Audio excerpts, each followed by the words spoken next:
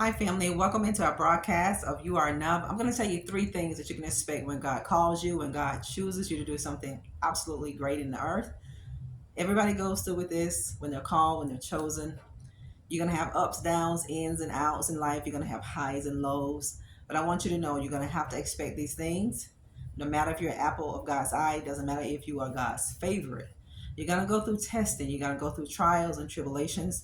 But most importantly, you're going to go through a massive change for the absolute better. You're going to transform. You're going to evolve. You're going to soar, and you're going to go through a lot of upheavals in life. You're going to go through trials and you're going to go through tribulations, but most of all, you're going to triumph. You're going to come out on top. No matter what you get in, you're going to come out on top. You may have your head in the lion's den right now, but God is going to make the lions be at peace with you. Did you hear me, family? You may have your head in the lion's den, but God is going to cause those lions that are trying to devour you to gain a peaceful spirit. You know, God will make your enemies be at peace with you. Yes, those same people that set out to destroy you, those same people that set out to take you out. God is so powerful. God is so mighty. God will cause the adversary, yes, your opponents. He will make these people be at peace with you. God will make your enemies bless you. A lot of people in this world are going to have these Pharaoh experiences. That means God is going to give you the wealth of that nation. God is going to give you the wealth of your enemies. You know, your enemies are building up wealth for you and your legacy.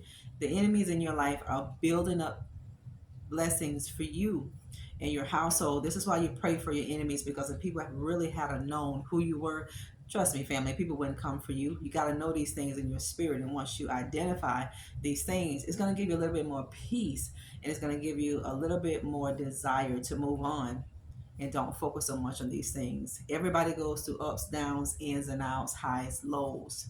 You're God's called and you're God's chosen, and you are most definitely, you are the person that's going to go through the most, because God has that assignment on your life to do something great in this earth. You are going to go through upheavals. You're going to go through tribulations. You're going to go through, sometimes you go through setbacks, but it's only for God to give you that big comeback. If you never get setback, you don't get that testimony of a great comeback. So God is allowing you to be set back for a season to give you that big bounce back, that big comeback. Why don't you affirm that today in the comment section, that I'm going to have the greatest comeback season of my life. I'm going to have the greatest comeback season of my life. You are every elect of God, every chosen of God, every person who's chosen by God, every person that is called by God. You're going to go through triumphs. You're going to go through trials. You're going to go through tribulations in life, and you're going to elevate. You're going to do all these things. So don't count it strange, like the Bible say, whenever you find yourself going through these diverse trials and different tribulations. God say, don't count it strange as something strange actually has happened to you. No, you're supposed to go through these testings. You're supposed to go through these trials, because without a test, you won't have a testimony. And how would you know wisdom? How would you gain the knowledge? How would you gain the know-how that you're going to need without being tested, without going through trials, without going through tribulations? You're going to go through it. You're so unstoppable, the unstoppable, family. See, this is why the enemy comes at you all the time, back to back, back to back. And then if you look at your life and observe it, you're going to see how the enemy leaves your life. But he's going to go away for a season, and then he's going to return. He's going to find out if the house, this is your house, your physical body, what God's spirit reside in. He wants to see, did you clean your house up? Because he's wondering. He's like a vagabond. It's a spirit who's looking for a house to house, to possess. Don't let the enemy come in your life and take up residency in your life. Think positive. Don't give him place. God tells us don't give him place. That goes for all of us, family of God. Sometimes, we miss the mark sometimes. Sometimes we have our moments in life. But one thing about God, he will breathe life on us to get us up out of that place so that we can keep moving. So don't feel like the weight of the world is only falling on you. Don't feel like that. The enemy wants to isolate you to feel alone. It's one thing when God isolates us and pulls us out of places, pulls us away from people, and places us in a season of isolation. He's doing it for your good, for you getting ready to possess in this world. But it's another thing when the enemy wants to beat you down so bad where you isolate yourself, where you're not around people. He doesn't want you to get the help. He doesn't want you to gain support. So be careful and be mindful of why you're isolating yourself. Are you isolating yourself because of the enemy? Are you isolating yourself because God has tucked you away for a certain season? Anytime God isolates you, it's for his purpose and it is for your good. God is going to prepare you for what is ahead.